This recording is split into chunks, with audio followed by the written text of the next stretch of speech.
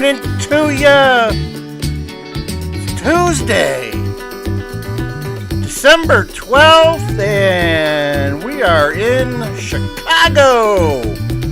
Bring on the migrants, say the people. Not really, but it's happening. It's happening. Let me bring down this music here, and we will start the show. Welcome, welcome, welcome to Migrant Mayhem. I am DJ Wonder Chrissy, and yes, this is Migrant Mayhem. Migrant Mayhem, and we are here for you. And got some updates for you today. Lots going on in the ever-changing area of migrants in Chicago.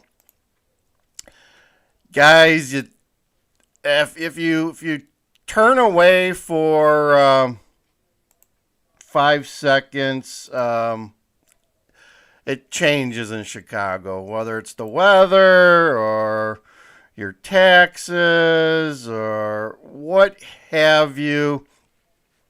It changes. It certainly changes. CBS2 has learned a mic.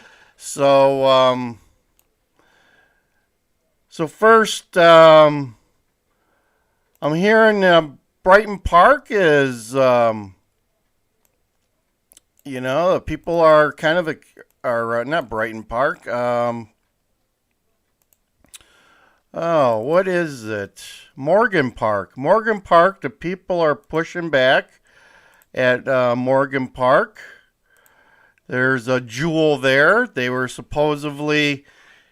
developer had gotten approval, was going to start in the spring on building some low-income housing there, and the city came in and supposedly negotiated a deal for part of the land so they could put up a tent. Big parking lot there, empty Jewel Osco store for I don't know how long, but looks like it's been empty a while. So, evidently, according to CBS News, that's off the table now, and they're not going to build anything there. So let's listen to that. Let's listen to that. CBS 2 has learned a migrant tent base campsite in Morgan Park is now on hold. We were waiting on the results of an environmental report on the parking lot at 115th and Hall. So this is a nice place, right? I mean, huge expanse of land there. Look at that. Is it possible that the environmental report came back negative? We are talking about the south side of Chicago, which begs the question, well, they've been selling food and groceries there for, maybe 15, 20 years. I think we're going to learn a little more about this site. Like I said, guys, nothing ever surprises me about Chicago, really. We're talking about a city that's been under Democratic rule for 95 years straight. We just can't make this stuff up. All right, so let's finish this quick report. 115th and Halsted, but now the city says there are no immediate plans to build there. This comes 1 week after another migrant tent camp in Brighton Park was scrapped after investigators found toxic metals in the soil there. Okay, so now let's play What Would You Do If You're Brandon Johnson? Mayor Brandon Johnson's admitted. What would you do if you were Brandon Johnson at this point, folks? I mean, everywhere you go, you're getting pushback. You spent a lot of money on a place. Now you got to take it down. The buses keep on coming. The weather's turning worse and worse. We're now hearing that Brandon is spending his valuable time. You think that, his time is valuable, right? You think he would have limited time in the day, and he would be busily trying to get the next at least one shelter up, right? You need to show some success. So far, Brandon has shown us nothing but failure. So you need to start showing some success there, Brandon. So this is what, according to Fox News, Brandon's next power move is in his tyrannical way of life. So let's listen to this. Mayor Brandon Johnson's administration has reportedly begun filing lawsuits over what it describes as rogue buses transporting migrants. The Tribune reports that 55 lawsuits have been filed since new rules were implemented last month regulating when and where buses can arrive. The mayor's office is now seeking the ability to impound buses that don't follow those rules and fine owners up to $3,000. That ordinance will be discussed at next week's city council meeting. So there you go. It's the buses are the problems. The buses are the problems here, folks. We need to impound the buses. Oh, like I said, you just can't make this stuff up. He's spending his valuable time suing bus companies and threatening to impound buses.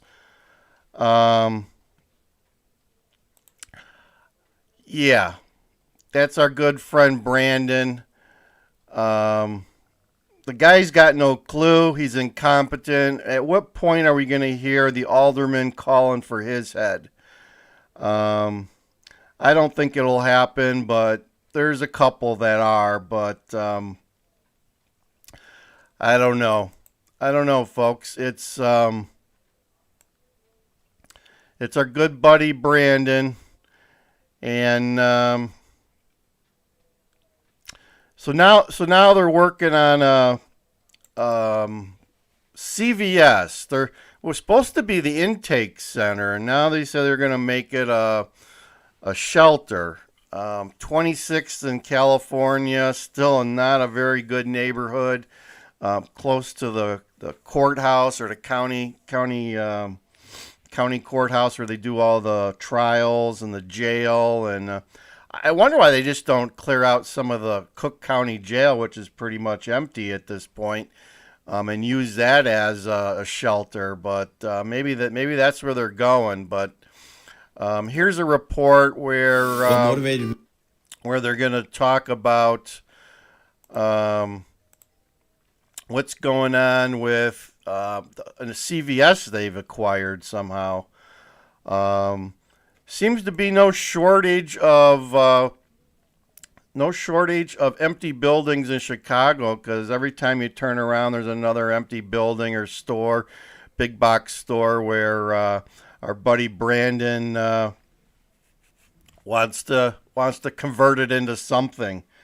So it looks like they're rallying the construction troops. So I'm sure the union workers are getting some good work now, and trying to convert this empty, who knows how long this has been empty, probably a year or two. Looks like a nice store. So this is what's next. This is only going to hold a couple hundred. They're going to have some services there, I guess, in the parking lot, and that's going to be their first shelter that I guess is paid for by the state, going to be run by the city. So let's listen to this. Vacant Little Village CVS, crews are scrambling to stand up yet another shelter for newly arrived migrant children and families. More than 13,700 migrants are living in ones just like it across the city. This one is a collaboration. The state of Illinois will be funding this site. The city of Chicago will be operating, however, and it will be a part of the city of Chicago system. The city says it's squarely in the heart of a community of people with stories similar to their own. I think I started a classroom with 2 students that are new arrivals. Now we've ballooned into 25, about 25. Toda esa gente ha fracasado. Still, people who live near. So what is this guy saying? They put this guy out here. Okay, yeah, whatever that is.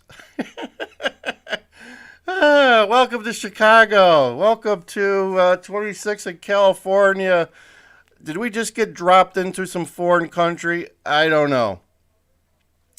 Some more news. I was talking to a friend over the weekend. He had a family member that was flying in from Tucson, Arizona on the red eye.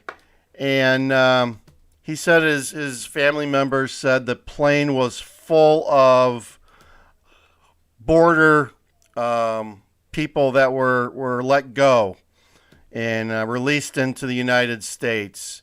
So now not only are they busing them into Chicago, the planes are still flying. And it's my understanding when they fly into Chicago, they end up being held at the airport for a period of time before there's room made for them at the shelter.